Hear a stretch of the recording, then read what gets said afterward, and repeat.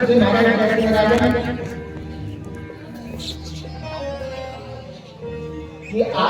काल में जितना सहयोग पत्नी का होगा ज्यादा सही करनी होगी।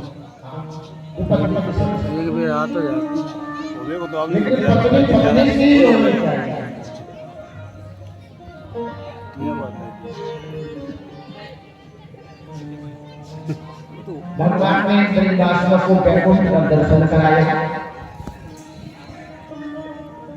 ठीक है।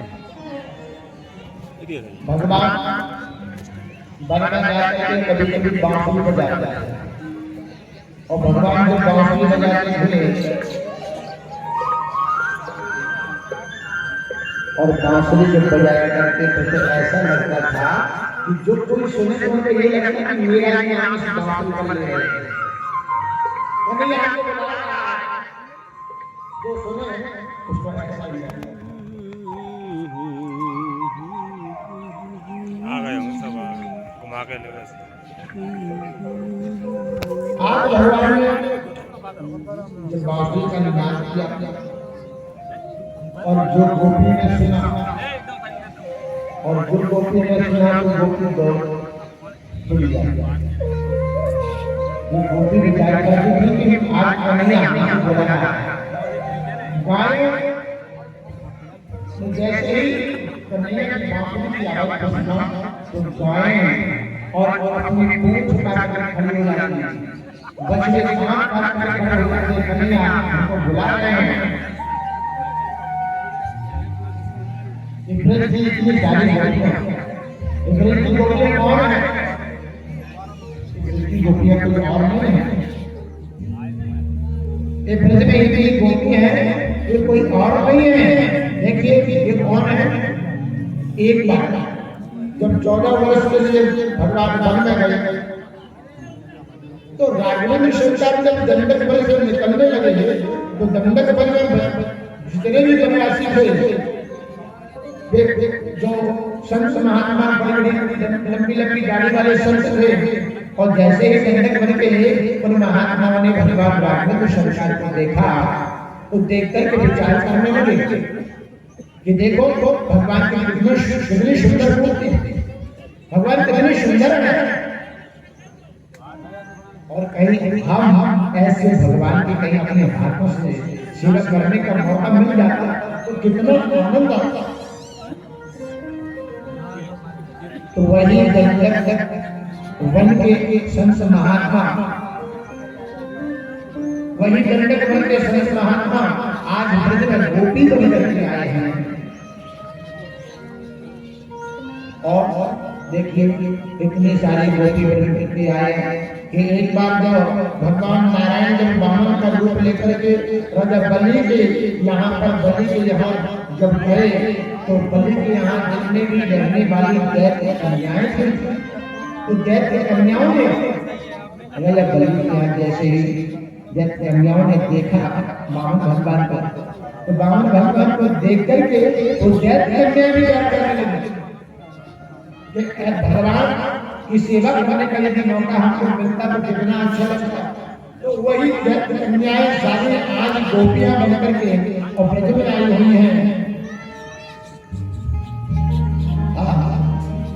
ये गोपियां कोई और नहीं। और जब समुद्र मंथन हुआ, समुद्र मंथन जब हुआ उस समय मंद्रद्र पर्वत जब नीचे की ओर धंसने लगा, मंद्रद्र पर्वत जब नीचे की ओर जाने लगा उस समय भगवान ने कश्यप अवतार लिया, कश्यप रूप धारण किया। तो कश्यप भगवान जब जैसे ही गए तो मत्स्य कन्याओं ने कश्यप भगवान को देखा तो मत्स्य जो कन्याएं थी वो भी विचार करने लगी कहीं हम भगवान का अपने हाथ से भगवान की सेवा करते तो कैसा लगता। आज वही सब मत्स्य कन्याएं भी और यहाँ पर आज ब्रज में गोपी बनकर के आई हैं। और देखिए ये सब ब्रज की गोपी बनकर के आई हैं। और बोलिए ब्रज की गोपी बनकर के कौन आया है? वेद होने के लिए 4 वेद होते हैं, 4 वेद होते हैं। ऋग्वेद, यजुर्वेद, सामवेद और अथर्ववेद, ये चार इन चारों वेदों में तीन कांड हैं, एक ज्ञान कांड, एक उपासना कांड और एक कर्म कांड। तीन कांड होते हैं चारों वेदों में। 80,000 मंत्र हैं कर्म कांड के, 16,000 मंत्र हैं उपासना कांड के। तो ये सभी मंत्र आप ब्रज में गोपी बन करके आए हैं। तो गोपी कोई और नहीं है। तो भगवान जब भी बांसुरी बजाते, आज शरद पूर्णिमा की रात्रि के समय भगवान ने बांसुरी को बजाया है। जैसे ही वेणु का निकाल दिया तो मेरे कन्हैया ने अपना किनारे पर जाकर के वेणु को बजाया और जो लोग अपने निष्कार में पाप को करना छोड़ दिया। वेणु को सुन करके चंद्रमा प्रयोग हो रहा है। गोविंद ने मुरली की आंख कान छीटा। अब देखिए कि एक विचित्र बात ये है कि गोविंद की वेणु की नाम को सुनकर के 84 गोपियां ब्रजमंडल में रहने वाली जितनी गोपियां हैं, उन विभिन्न नाम को ऐसा लगा कृष्ण मुरली को हमको ही बुला रहे हैं, हमको ही पुकार रहे हैं।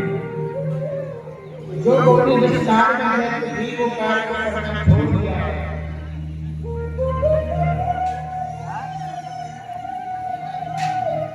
और रात को छोड़ करके कन्हैया के पास जाने लगी।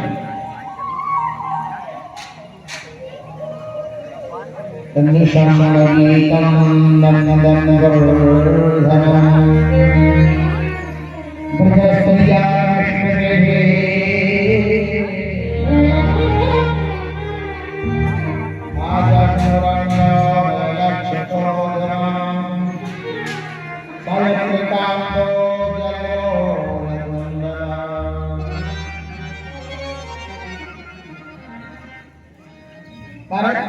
जो ब्रज की गोपियां थी, जैसे ही ब्रज की गोपियों ने सुना, एक गोपी की स्थिति देखिए, एक गोपी की स्थिति क्या बन गई।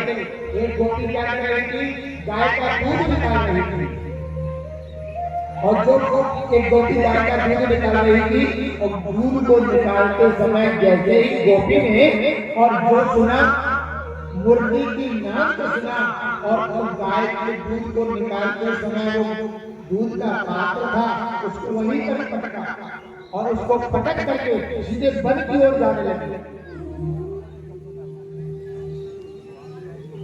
महाराज एक गोपी अपने बेटे को, अपने बच्चे को स्तनपान करा रही थी और कन्हैया के वेणु का नाद सुनकर के तुरंत उस गोपी ने अपने बेटे को वहीं पर उतार दिया और खड़ी होकर के सीधे वन की ओर जाने लगे। ये गोपियों की स्थिति। महाराज एक गोपी को चल दी, जैसे आवाज को सुन करके कन्हैया ने बांसुरी को भूल जाते हैं। एक गोपी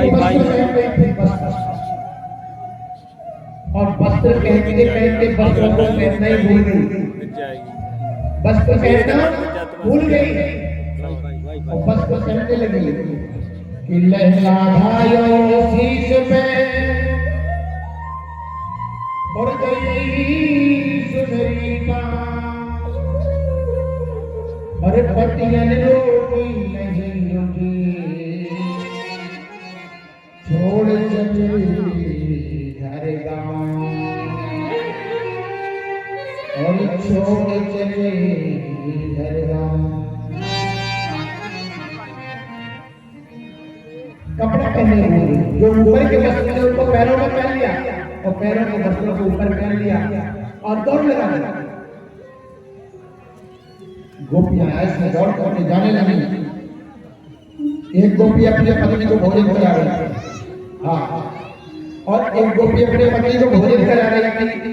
तो वो जाने लगी और जैसे ही जाने लगी तो उसके पति ने रोक दिया, बोले तुम नहीं जा सकती इधर कन्हैया के पास। जैसे ही उसने बोला कि रात्रि का समय है और तुम हमको भोजन करा, तुम नहीं जाओगे, तब जबरदस्ती जाना। गोपी जब जबरदस्ती जाने लगी तो उस गोपी के पति ने क्या किया, उस गोपी के पति ने उसको कमरे के अंदर बंद कर दिया, बाहर से ताला लगा दिया और गोपी से बोले अब जाकर के दिखाओ तुम कन्हैया के पास कैसे जाओगे, हमने बंद कर दिया तुमको। गोपी कहती है कि तुमको मेरे देह से प्रेम है, मेरे शरीर से प्रेम है, लेकिन तुम मुझे रोक नहीं पाओगे। उस गोपी ने अपने शरीर को त्याग दिया और शरीर को त्याग करके सीधी कन्हैया के पास में पहुंच गई।